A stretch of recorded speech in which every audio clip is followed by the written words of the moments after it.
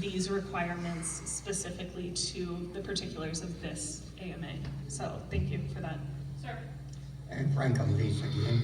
I want to advise the people that probably got this in the mail, and the only time that they got it is, how did you acquire this? You sent me this postcard. I believe those were, Sharon's not here. Anybody that's registered with a well? No, these were based on county assessor records, I believe. Yes. So you're sending them out of state everywhere? No, they were based on physical county assessor records for those within the basin. They were registered with the Department of Water Resources. Because I'm registered, I got about 3 of them. Okay, and there were some duplications and some errors in the address data set we received from the Did they notify the people county. inside the city too? Did they notify them because they have a well in their lots?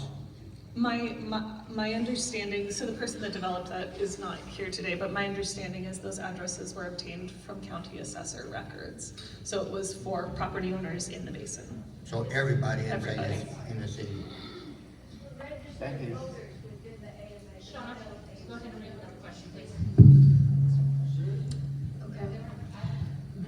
From Harold, does an AMA allow drilling, domestic or non-exempt, when the INA wouldn't? Can you repeat that? Sorry. Does an AMA allow drilling, domestic or non-exempt, when the INA wouldn't? This is from Harold. If I'm understanding the question correctly, whether the AMA would allow additional drilling that the INA otherwise would not, I believe the answer is no. There are additional requirements on well drilling in an AMA as compared to an INA. So I don't believe there's anything that would be allowed in an AMA that would not be allowed in an INA, on the kind of flip side of that. Go ahead. This is from Barbara Larson. How does one know if they're using more than 10 acre-feet if they don't have a meter on their exempt well? So a part of the application process for a grandfathered right related to using 10 acre-feet or more would be providing estimates of that water use. And there are specific approved estimation methods that can be used. Depending on her specific situation, she could reach out to the department, and we might be able to point her in the direction of methods that she may use for estimates. It's my understanding from your talk here this evening that the INA is no longer in effect and the AMA is. That's correct. So my first question is, we've been reporting our water use for a long time, decades. Are we still reporting our water use to DWR, number one? Yes, so kind of in this transition period, right? So I laid out a timeline by which applications are going to be received and eventually we'll issue grandfathered rights. In this interim period, you can either continue reporting under your 60, your INA right, or you could begin reporting under an application number that we would assign for a grandfathered right application. So my second question is, are you still going to notify us people within the INA that have assigned acres to irrigation wells with the forms so we can file, or do we have to notify you? That's a really good question, and I'm not sure. Well, we need to know. Fair, and that's I mean, fair. we're talking about losing our water rights and paying fines again. So typically with annual reports in the AMAs, we do send reminder letters regarding annual reporting deadlines and that type of thing on an annual basis. I guess what I'm not sure of right now is how that'll function in this interim period, how exactly those notification steps will go. That's something we're going to work out in this process. I will make sure to follow up on that and update our website with an answer to So that. are we going to get fined if you don't get your job done in time? Because there is uncertainty in this interim period as things are transitioning, we're going to provide flexibility to folks to the extent that we can. We understand this is difficult and we understand there's a lot of confusion here. So we're gonna work with folks to make sure that that things are moving along, that you're understanding what your requirements are, but we're not gonna be punitive where there's confusion, if that makes sense. I hope you can get your job done, because I don't want to be paying fines and having you come back and saying, you did not file, therefore, you're screwed again. For the time being, you can continue filing under your 60. For the time being, will you continue to notify me in a timely manner so I can report? Or are you gonna say it's up to me to notify you? We're still working to determine those processes, but we'll make sure to update folks on the answer Thank to you. that. I just want to.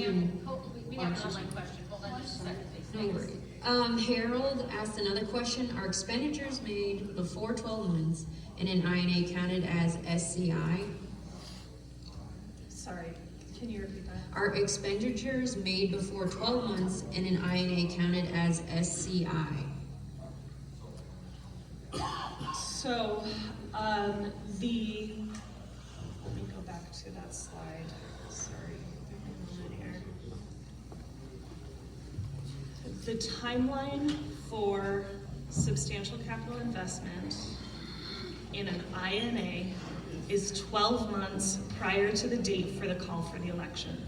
So the time period for SCI, for folks in the INA is August 30th, 2021 to August 30th, 2022, because August 30th, 2022 is the date for the call for the election. So any expenditures that will be considered under SCI for folks that were in the INA have to be between those dates. Ma'am? Okay. Hi, again. I just want to remind everybody that your irrigation and water rights are a part of the deed that you got when you purchased your property. And the ADWR even wrote me a letter telling me to keep those in a safe place because they add value to your land. The opposite would be, conversely, it would devalue my land by taking away my water rights. Just remember that the Fifth Amendment to the Constitution prohibits government from taking away private property from citizens. That's important to know. And that's what this is. It's confiscating private property. Thank you.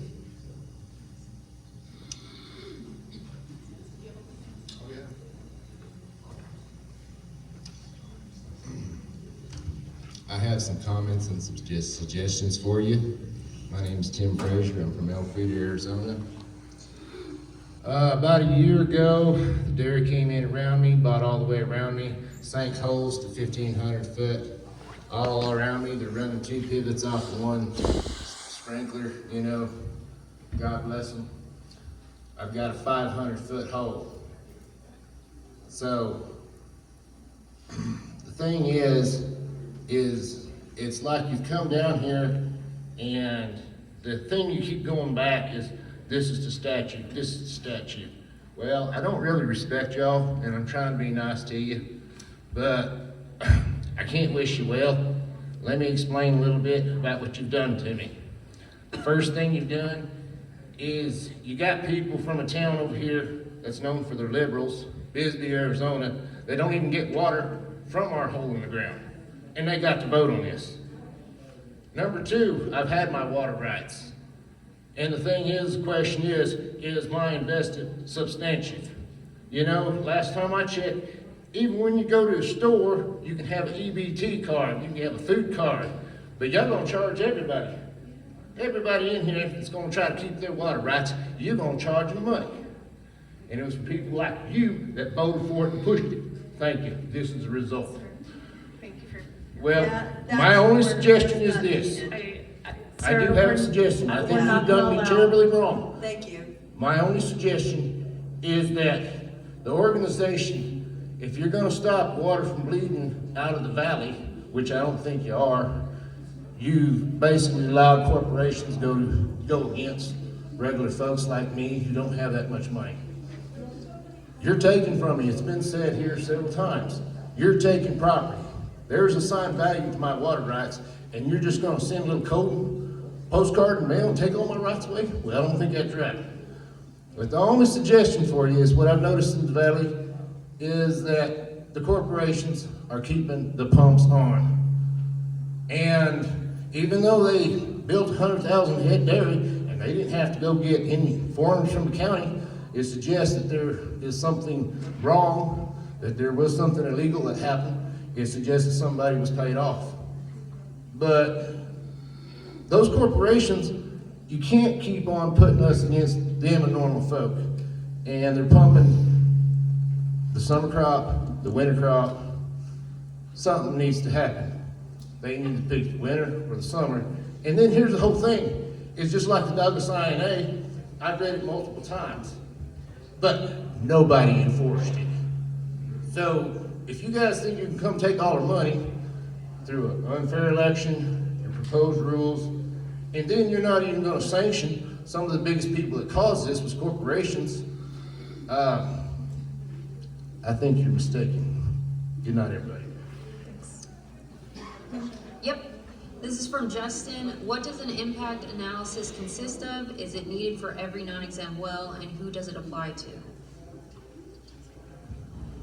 I can help provide a little bit of information, but there is a wells department that specifically handles those applications. But typically, if memory serves, the well impact analysis is if you want to put in a new well, you cannot legally impact your neighbor's well. And to demonstrate that you're not going to affect their well, you have to do a, it's not necessarily a model, it's more like an analytical approach to say, if I ran this well for X GPM for 5 years, where is the 10-foot drawdown contour? So if I run it for 100 gallons per minute, in 5 years, where is that 10-foot extent to where it impacts other neighbors? If I pump for 200 gallons a minute, it'll be a bigger radius and so on.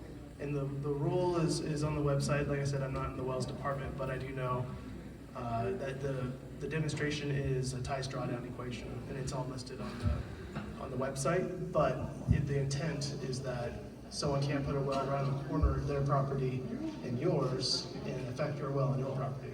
So your well, it's a protection measure for existing wells. First of all, I want to tell you, I have the utmost respect for everybody that's in this room, okay? It's not easy to be in your seats, and I understand that completely. And I'm a little unnerved by the gentleman's comment in my direction. But the two questions I have is, I did try to email, and I'm sorry to say the name, but it's something Stevens at Arizona Water Governor, and I sent an email with some questions that are going on Webb Road, and I never got a response. So I got a little bit disheartened over that because I wanted to know. I live off of Webb Road in Elfrida, and there's a lot of things that are going on that maybe it's the right thing, I don't know. But I want somebody to go with me and tell me this is the right, they're in their right or they're not in their right. And I don't seem to be able to get those answers. There's land that's being cleared, that has been cleared off, okay, that after the 30th, it's what it is, okay? So we have a compliance team at ADWR. Folks, if you could continue being respectful and try to allow the woman to ask her questions. Thank you.